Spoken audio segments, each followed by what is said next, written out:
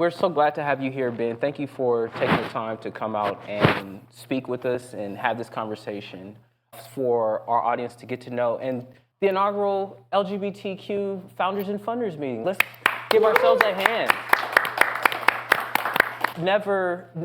Always appreciate the beginnings and the small beginnings. So I'm really thankful that we're here with you right now. We had a very interesting conversation out in the conference room, and I want people to be able to get a chance to get to know a little bit of your background.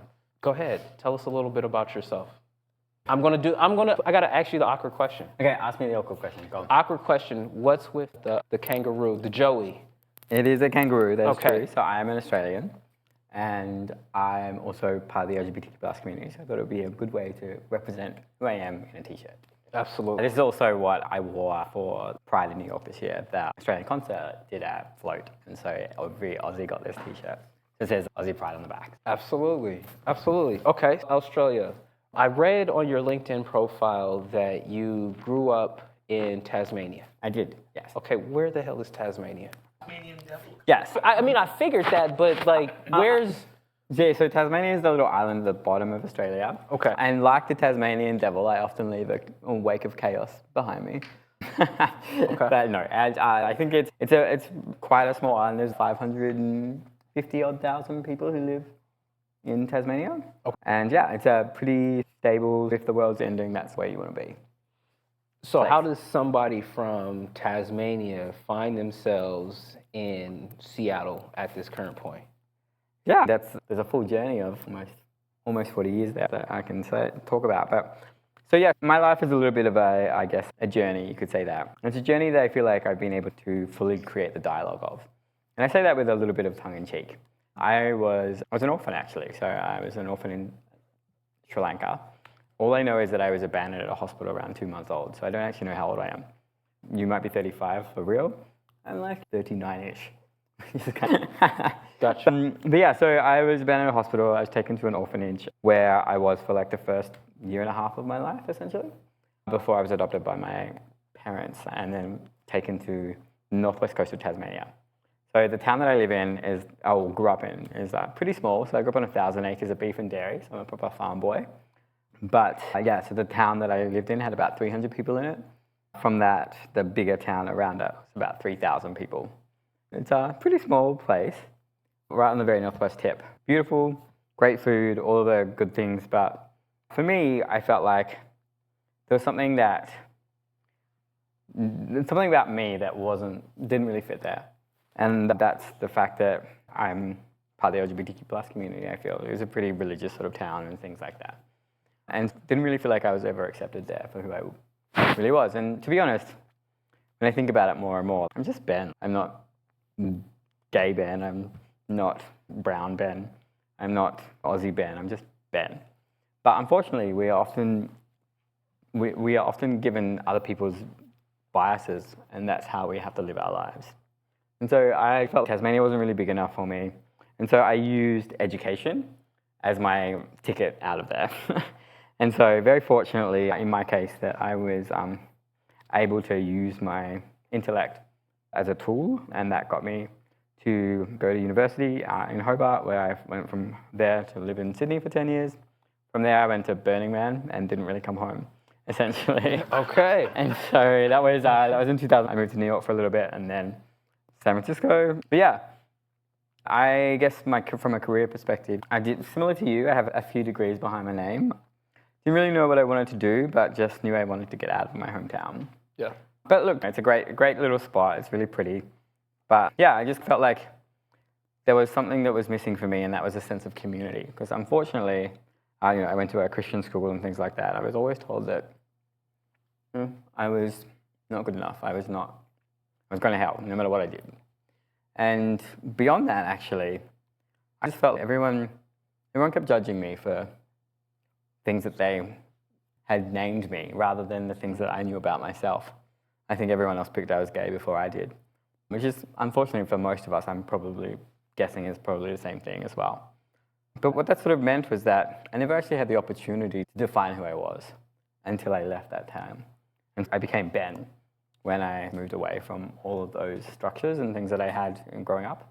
and instead, yeah, allowed myself to be whoever that version of Ben is. When did you start? It seemed like that discovery process came as a result of rejection. Yeah. So an example of this was actually a couple of years ago, I found out that I was uninvited for my 10-year and 20-year school reunions. I went to a really small Christian school, and I only found this out and how this came about, because I was actually doing the graduation address for the whole University of Tasmania. And whilst I was doing this graduation address, the current principal of my school was in the audience because her son was graduating. And she came up to me straight after and said how proud she was of me. And look, I've known her since I was a kid. She's a really lovely person. But I said, look, I'm so proud that I don't get invited to anything. Like, how is that okay? And she said, unfortunately, the school took a vote. And it was decided that you were not welcome based on you not meeting the ethos of the school, because they thought that I would be leading people astray and into worldly ideals. Which is funny, because no matter how hard I prayed, the gay did not go away, let me say that. I'm sure anyone else who was in a similar situation to me would also say the same thing, right? If that was possible, it would have happened. It's not. And so instead, I had to go out and make this pathway for myself, which is hard and challenging and often lonely and isolating and all those sort of things. But it's funny, you wouldn't think, when I was younger, I often hid who I was. I was not accepting of myself. To the point of feeling like I was constantly hitting a glass ceiling because I wasn't who I really was. Wasting energy and time on saying they or them, or rather than he or him, or causing myself issues at home when I wouldn't invite a partner to work social events and things like that. Trust me, don't do that. It's really bad. Always invite them. But the point that I'm making there is that I went from that to literally my O1, which is for a visa that I got here to live here, which is for individuals of exceptional ability, is built on me being a homosexual. It's gone from one thing where I tried to hide to when I really embraced everything about myself and actually leaned into who I was. That is when I started to become successful. Okay. Oh. Who are you then? Don't me ask this question all the time. Yeah, so I am Ben Stokes, and I am the founding partner of Chasing Rainbows, which was the very first fund globally to ever fully invest in LGBTQ+ founded companies. And the reason why this fund is so important to me is because I needed it just as much as every one of the founders that I have. And the reason is because, unfortunately, for a lot of people within the LGBTQ+ community, when they come out, they lose their friends and family due to bigotry. And when the very first round of fundraising is quite literally called friends and family, and you don't have any, where are you supposed to go to get that access to capital? And unfortunately, the challenges as a founder are hard enough, let alone having to go up against people who are constantly becoming discriminatory against you. And so when you look at the numbers and the data, so it looks at 0.5% of all venture funding has ever gone to somebody who identifies as part of the LGBTQ+ community. On top of that, 75% of founders go back into the closet whilst fundraising because they see being part of the community is a bad mark against their name. And unfortunately, this has been evidenced by the fact that general partners at other funds who have openly discriminated against someone if they've got different religious or political views. And November's election is very timely to see this in action, how much people are discriminating or bigots against us when all we want to do is actually just be seen as a citizen. And unfortunately, that is not always the case. Not everybody sees us the same. However, if you actually look at the other side of the equation, and this is the piece that I'm really starting to hone in on more and more, is the fact that the data says LGBTQ+ founders outperform. And so Proud Ventures out of the UK last year put a report out that says that LGBTQ+ founders create 36% more jobs, have 114% more patents, and have 44% more exits than their straight counterparts. Now, I don't know about you or me, but I think like this anyway, so hopefully you also do. Nobody's investing in this space, but great outcomes. Imagine if we invest more money into that space, how much more outcome we're going to have. And I'm a simple guy. I keep thinking about it and going, look, great outcomes, no one's investing. If we actually focus on this community, then we can actually have even better outcomes. And obviously, it's a community that I'm part of as well. And the thing that I'm really focused on is not just being an impact fund, because impact funds are great and they do impactful work, but instead we're a returns focused fund because the only way that I can play in the game that I play in is by proving that I had better outcomes than everybody else. And I'm in this very fortunate position where my fund currently is actually having better odds than that data that was presented in 2023. And it's only because I've realized that underrepresented founders, in particular LGBTQ+ founders, have to work twice as hard for half the respect. But what that means is they go twice as far when given the opportunity. And so I think people in the investment space often forget that OpenAI is run by Sam Altman. Sam is a game guy. But people don't see that. Apple, CEO is Tim Cook, also part of the LGBTQ+ community. We are everywhere, and yet people always discount us and discredit us. And in order for us to be accepted, I think someone had to take that lead. And I was just doing it because I was always angel investing in underrepresented founders. But again, I started to see that similar track with all of the LGBTQ+ founders that I was investing in. And that was really honed in by one of the founders in particular, Atom. So Atom has created a company called Tomtex. When I met him, he was studying at Stanford. And when he came out, unfortunately, his parents completely disowned him. So he's originally from Vietnam. So they stopped paying his school fees, stopped paying his accommodation, and cut off his bank accounts. This kid was left desolate in a foreign land. And as a foreigner, I understand what do you do in that situation. So he was able to lean into the community that he was part of, and he was able to crowdfund the rest of his degree, had one of his friends' parents from university let him go and live with them. And then he met his co-founder, and they created this bio-based leather alternative made out of mushrooms and shellfish shell waste, which started in small leather luxury goods like handbags and wallets. They've got contracts with Dior and Balenciaga. I had to learn how to say that. I'm not quite fancy enough for that one.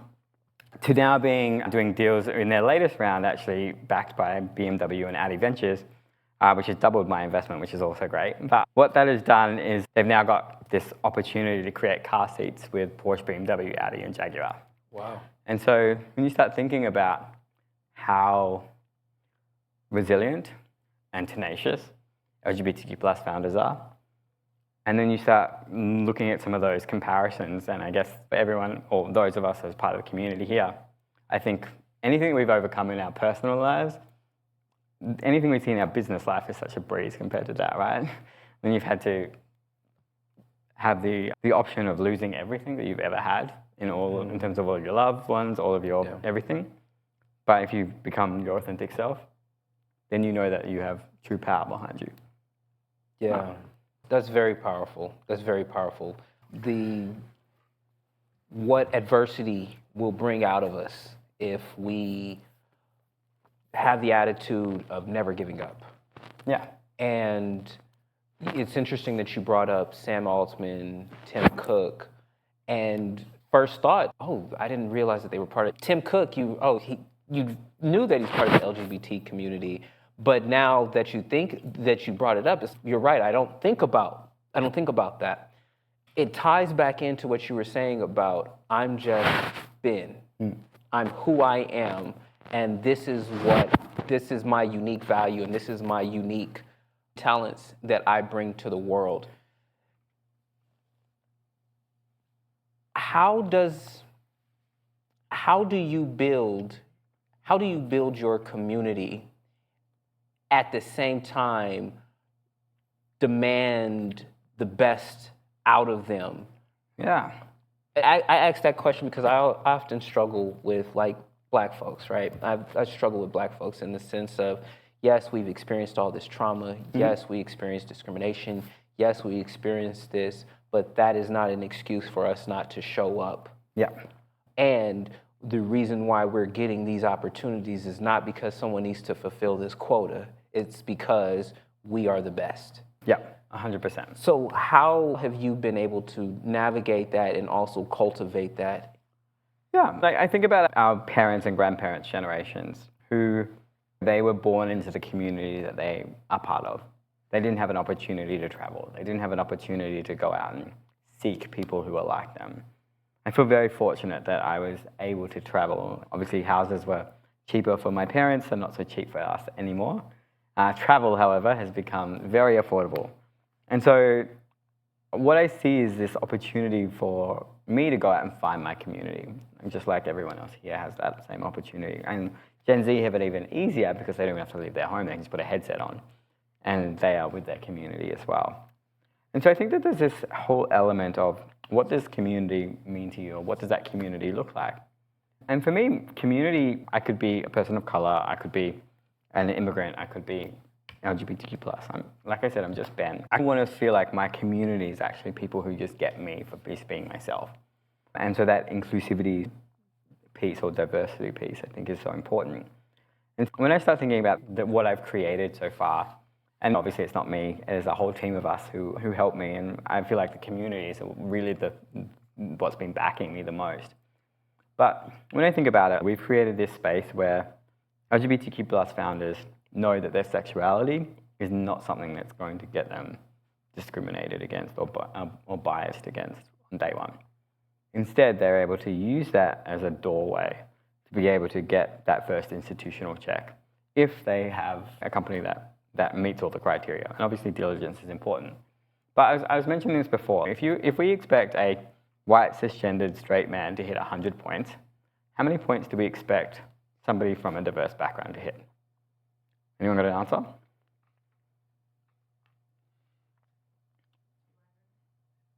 No. They should hit 100 points. Unfortunately, we often are seeing people who hit 80 points, or 85 points, or 90 points, or even 99 points. It's not good enough. And the reason why it's not good enough is because you're always on the back foot. You're always looked at lesser or less than. And instead, what I've been really focused on is investing in great founders who have the ability to actually meet the minimum requirements of the other investors who are going to be sitting at the table, working on the business plan, all that sort of stuff. And if they can do that, and we can work together on creating that pathway forward to that billion-dollar valuation, then we're going to get there. And I think about that really consciously and think what these founders have to be able to use this opportunity to get institutional capital as a way of pushing things forward. An example of this is one of the founders, Gold Hood. When I invested her a very small check, all I had at the time, $25K, at a $5 million valuation.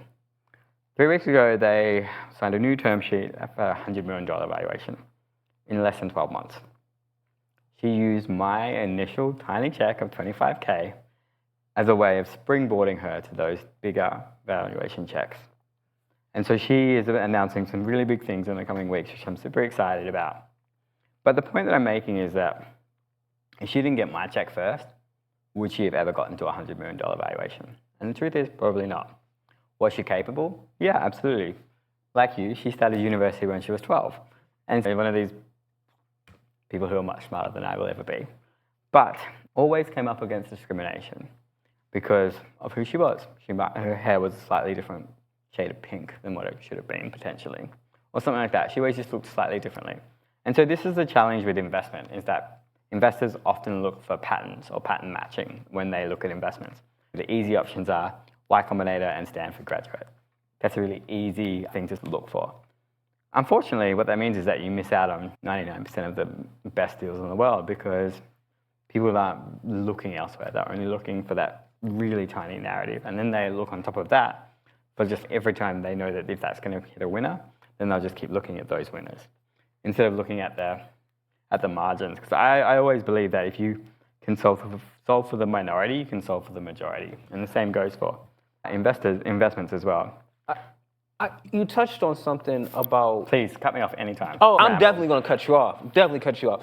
But I'm cutting you off because you said a few things in there that I think that all of us can really chew on, and it's the visibility and access to opportunity. Yeah.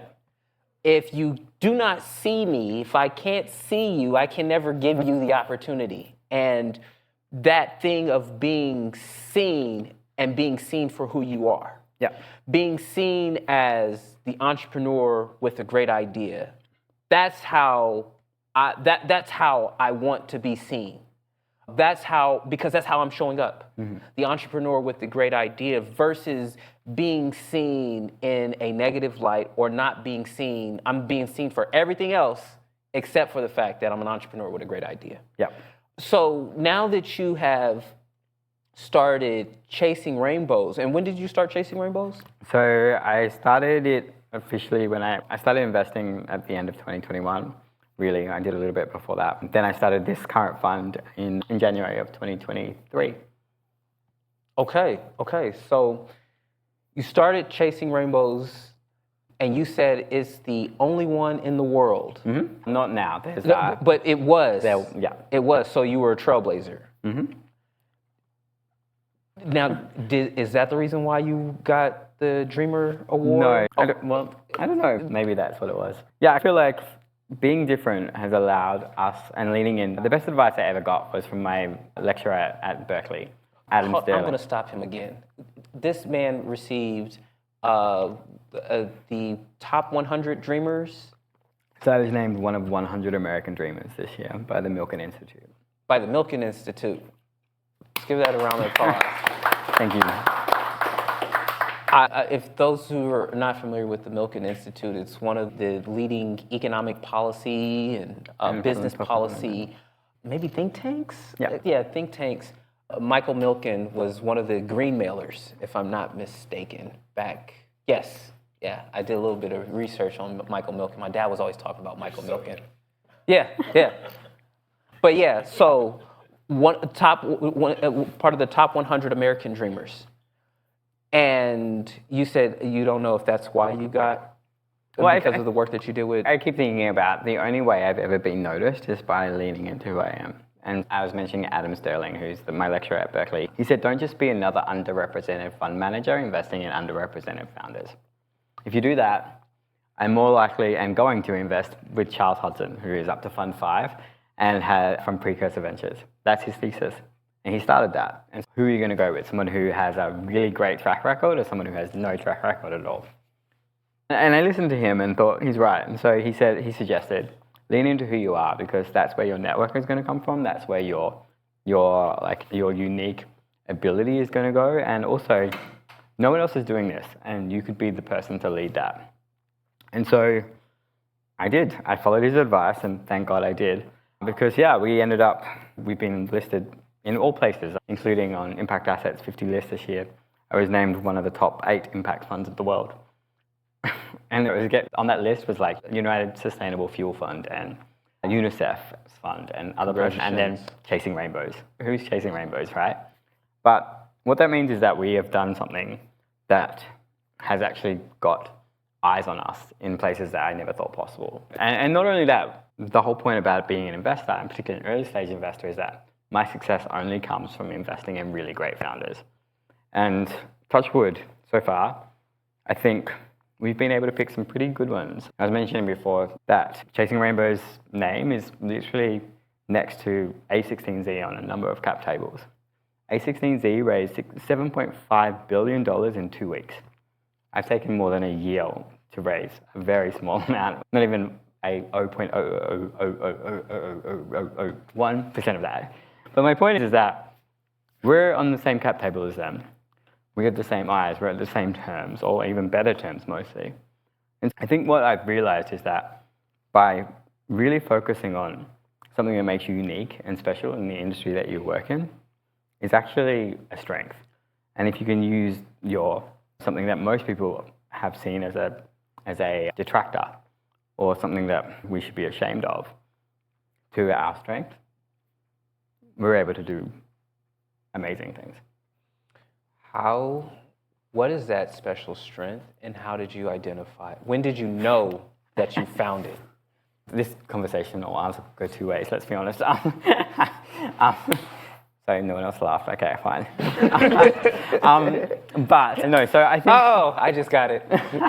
Go ahead, I'm listening. Okay, excellent.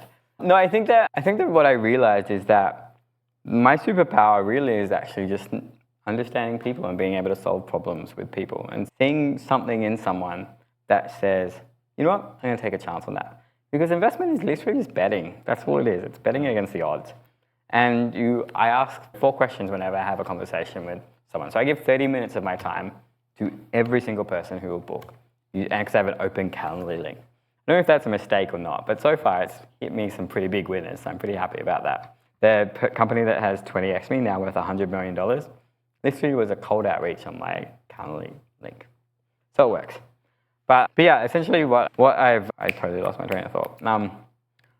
What I've done is I've asked 4 questions, and that's in the first 30 minutes, and that's around team, timing, TAM, and traction. And so the first question I ask is, why do you believe you and the rest of the team are uniquely positioned to not only understand, but solve the problem that you're going after? And that's not just about your academic background either. I really want to understand your lived experience, because I want to understand how innately or closely you are to this problem and why this problem is important for you to solve. Because one thing I've realized, and although we are sector agnostic, we've got 4 pillars that have really emerged, and that's companies that create access to healthcare, access to education, environment sustainability, and financial inclusion and equity. And I think obviously we should all care about the environment sustainability, but those other 3 problems have really sprung out because people from our community have often experienced some form of discrimination when trying to access those services. And if you have felt the pain or experienced the pain, you often know how to solve for that. And you solve for it creatively. That not only solves for the minorities, but solves for the majority as well. And an example of this in my fund is a company that's called For Them. Kylo, who is one of the coolest people I've ever met, they have created a chest binder for individuals who were ABFAB, or assigned female at birth, who were looking to transition, because they had experienced breakages of ribs and things like that when trying to bind their chest when they were younger. Now, that seems like a really small niche.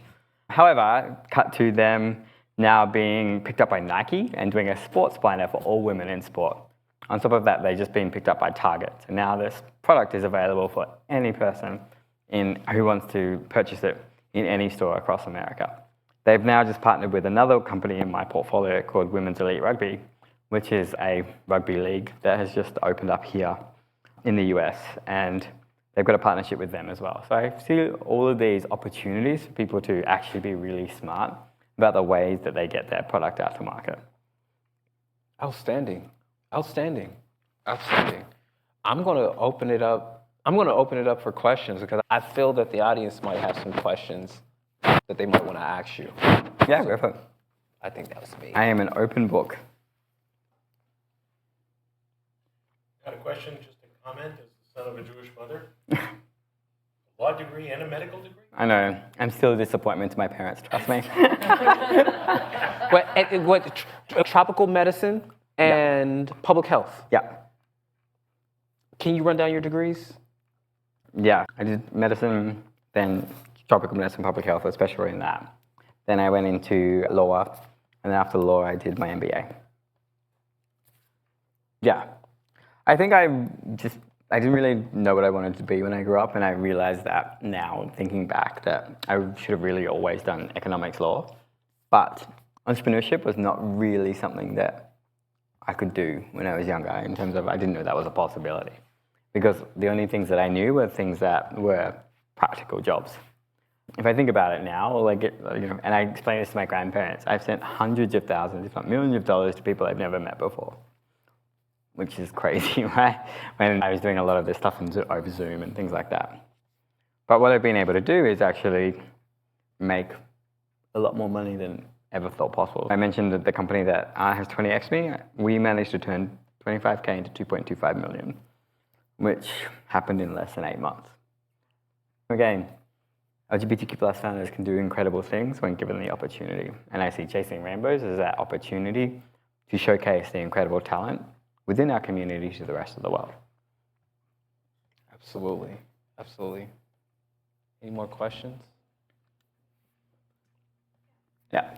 After you did your degrees in university, what kind of jobs did you jump through that led you to this point? Yeah, if we really want to dissect my career, I guess we could say that I started in clinical. So I went from, I worked at Smith & Nephew and Johnson working clinical, moved myself into sales.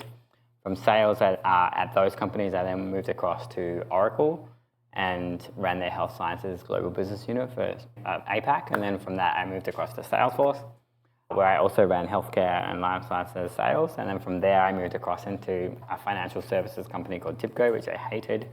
And then from that, I went to a startup called Lever. From there, I went back to Australia and started my own startup called Social Table, which is a social dining platform, which the idea is that you could book and pay for a single seat at a group table at a restaurant as a way of meeting people. So think dining with strangers and hopefully leaving with friends at the end. Unfortunately, no SWOT analysis could have ever prepared me for what happened on March 20, 2020, when every restaurant in the world shut down overnight. Fuck.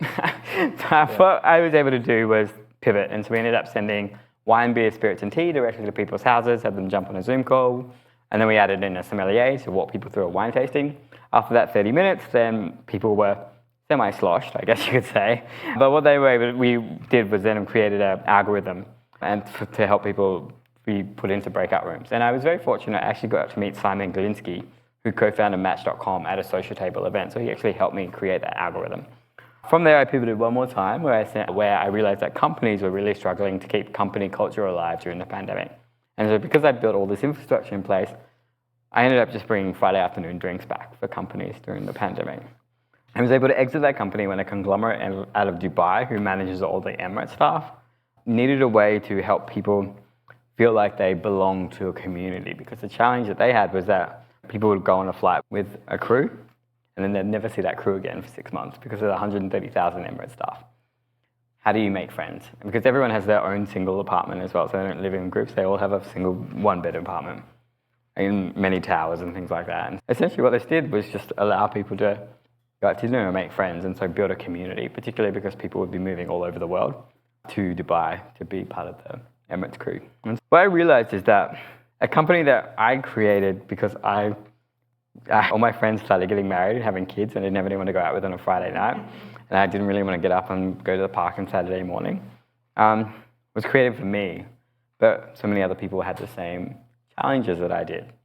And when you start thinking about this, again, when you start solving problems that you personally have experienced, you can start solving for more people than just you. And that's where the joy is. Yeah, those problems that are closest to home, and recognizing that other people might actually have that problem as well. Yeah, so to finish that statement is that all that thought was that I was always angel investing, and like I said, particularly underrepresented founders, but I started to see that track with a lot of the LGBTQ plus founders, and again, that was sadly for a lot of them, when they come out, they lost their friends and family due to bigotry. And so there was no fun focusing on the community, and I felt this is an opportunity. It's a white space, no one's doing it. Yeah, I can do this. Didn't realize how quite hard it was going to be, but like 2023 was labeled the hardest year for any emerging fund manager, anyone in venture to raise funding.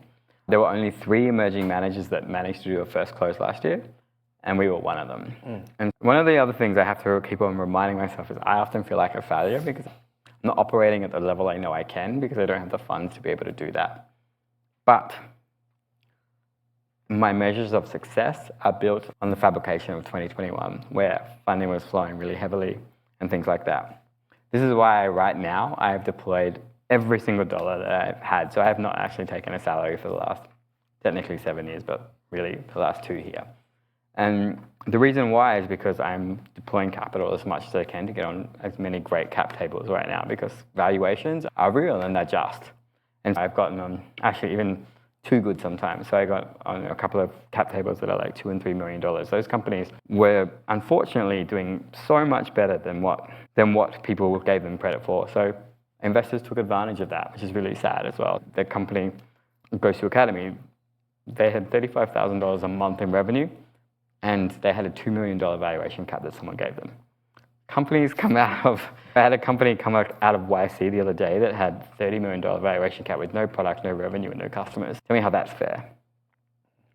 Because anyone who's earning $35,000 a month in revenue, God, you're doing better than I am, right?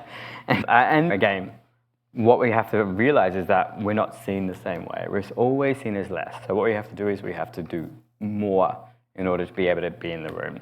But what that means is that we actually are better, because we are able to understand how to problem solve, we're able to get more revenue numbers, and we're actually able to know our customers much better. So My advice always to founders is to understand what that next investor wants to see when you go in that room, and make sure you've hit it before you get in there. Because otherwise they're going to constantly have an excuse to say no. When you go in there and actually have hit every single one of their minimum requirements, you actually have a conversation about strategic growth. If you can name your CAC, or customer acquisition cost, and your lifetime value, and it's a plug and play for those investors, it's a no-brainer for them, because that's an easy conversation to have versus them having to talk to you about how you're going to run out of money in 2 months' time because you haven't focused on revenue. Unfortunately, it's a little bit harder for us to get to that point where we can get in the room with an investor, but don't use what other people see as a disadvantage as that. Instead, recognize it as a strength, because you've actually had to take the time, and they have had to become really conscious around what your business plan is, what your financial plan is, what your customer acquisition strategy is, all of those things. But that makes you so much better when you get in the room. So don't think of what other people see as a disadvantage as that. Instead, use it as a strength, because it always will be. Absolutely. Absolutely. And just to build off of that, Yeah. for the company that you said had a $5 million valuation, which is a $100 million valuation, what qualities did the founders of that company have, like versus the one that you set up? Yeah, goal is being into herself, let me say that. But no, I think realistically, she had the fact she was a female founder, that she's part of the LGBTQ plus community, and that she's an immigrant, so she was living in Budapest at the time, all against her. Even though she started university at 12, and she worked at BlackRock and some of these humongous investment firms, people didn't see that as valuable, because she had to go into the room having already made $1 billion before someone would write her a check. And again, the guys, unfortunately, I was the last investor in that round, and I'm disappointed because I immediately pulled them up and said, you are underselling yourself, and you're not valuing what you've already got.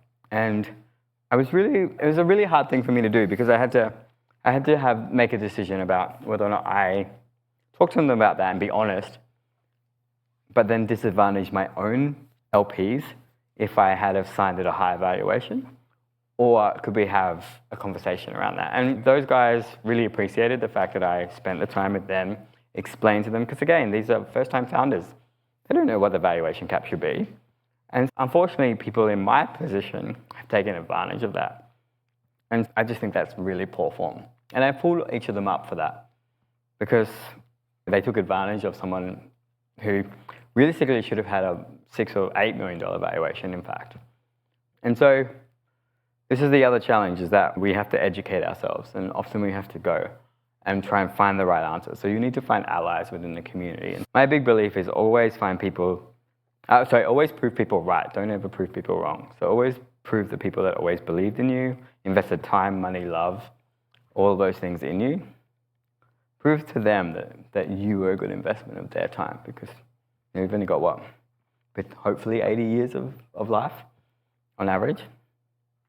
Someone gave you their time. You should do everything you can to prove that their time was worth that for you. Absolutely. Absolutely. Yeah. So I went up here your startup and Yeah. next acquisition that you're looking at. Yeah. And how did you travel with the Middle East together? I did not. Yeah, so everything happened during COVID, so I didn't have to do anything. I was fortunately locked into Queensland in Australia, which meant that Queensland actually locked off its borders to the rest of Australia, and Australia locked off its borders to the world. And I had 8 months of 0 cases, which was excellent. So I went, not to brag, but I went to music gigs and movies and parties and all that sort of stuff, because COVID didn't exist where I was, which was really nice. But what I was able to do in that situation, so like I said, I had to be smart around what I was doing and try and think about what I was trying to operate. Obviously, like I said, every restaurant that was shut down, I had to pivot, and I had to pivot fast. I was in a very fortunate position. I randomly had signed up to do my MBA to start in March 2020. And so it's like right time, right place sort of thing. And I always think that there's 4 things that makes a company successful: team, timing, product, and execution. But you have to have luck that's happening all around that as well. And that was a lucky situation that I'd already signed up for my MBA at that time. Obviously, I didn't get to go to in person to my MBA, but instead, I had the opportunity of having really smart minds help me with my business model. So I actually used Social Table as my capstone project during my MBA. And so I got 5 really smart minds for free, essentially, for school. But yeah, the way that sort of pathway worked was that I started in Australia. I started in Sydney, where I was living at the time. I started with one restaurant. Then I worked out the model. I used friends. I used anyone who would go to dinner, essentially. And the very first dinner I held, I picked 8 people from my life who didn't know each other and organized for them all to come to dinner. I grabbed all their dietary requirements and all that sort of stuff. So I set up the business model. And then rather than me showing up, I sent a bottle of champagne and an email with everyone's name and then all the questions they could ask people about. So to give them like questions to find out about each other. And then I did a big follow-up after that and understood how that model worked. And realized that people didn't really care if they didn't know anyone. All they needed to know is that they had an in. And that in was that they were welcome, that they had some questions to ask. And so what I ended up moving that model to was that before you went to any event at Social Table, you got a list of everyone's first names and a list of random facts that belonged to that group. And your job essentially was to go there asking questions. So you saw no photographs of anyone. You didn't know anything about the dinner other than the fact that everything was prepaid, so there was no split bills or anything like that. You just had to rock up, ask for the social table, sit down, and say hello. And because you were welcome and you already know, and I built that whole model on radical inclusivity. And so what that meant is that everyone knew that you were meant to be there. Everyone had some sort of question to ask and to hear a story. And so when you start telling stories, particularly about the subject that you know the best, which is yourself, you can continue to build upon that. And so currently I think there's maybe 7, maybe 8 babies that I'm responsible for with that model. I don't know how many escapades. but we also have like groups of friends that catch up every week now because of that. And again, what I learned was that there's 2 different types of people that usually look for something like that. It's people who are young professionals who are newly relocated, usually single, have started a new job, moved to a new city to try and make friends. And you've got this other group, which are empty nesters or people who are recently divorced, who are in that over 50s group. And all those people want the same thing, and that's just to feel like they have someone to go to dinner with. Doesn't matter if it's just dinner or if it's a lifetime of friendship. And like I said, we've got babies, which means that it's a lifetime of commitment, right? But what that sort of like process was for me was that understanding what people needed and then working with the opportunities that we had. Obviously, COVID was a great opportunity for me. And I say that with tongue in cheek, but I used my business school as a way of creating networking. So I essentially set up the entire networking opportunity for my business school based on the fact that one of the key things when you go to business school is that the network that you build. Everyone raves about this network. Unfortunately, when you're doing remote MBAs, you don't really meet anyone. And so we ended up having to work on that model with the university. And the university gave me full reign on all of that. And then from that, I ended up working with the UN. So that's where I ended up. And so we ended up having wine and beer sent to all 7 continents. We even had somebody dial in from Antarctica one time, as well as I once had somebody dial in from the International Space Station.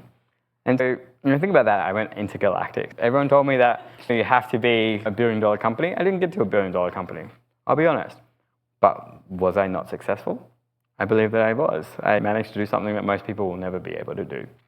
And I think we have to really realign our measures of success and understand, are we a business that is going to raise venture capital and become a unicorn, or are we a Pegasus, which is a company that has managed to get $1 billion valuation with taking either just 1 round or no capital?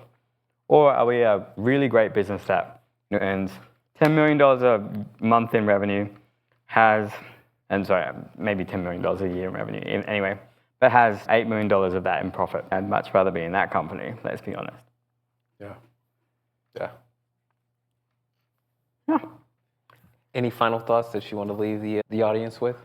Yeah, hopefully my ramblings tonight have been helpful or useful. I think the big thing I will say to you all is that just lean into who you are, because you have to be memorable.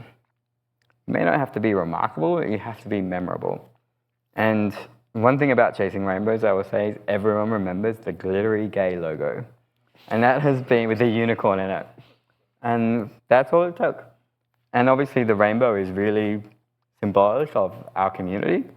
And I looked up unicorn mythology at the time, and it said that unicorns can be found wherever rainbows are. So I thought I'd go and chase the rainbows, grab a few unicorns on my way to my pot of gold, which is actually my personal LLC. When you can tell a story, people connect. When you have empathy, you can actually motivate people to move in the direction that you want. Oh, man, you just tied that all perfectly together. Thank you so much, Ben. It's so great hearing, talking with you. Thank you. Give him a round of applause. Pleasure. Thank you, and thank you for the opportunity.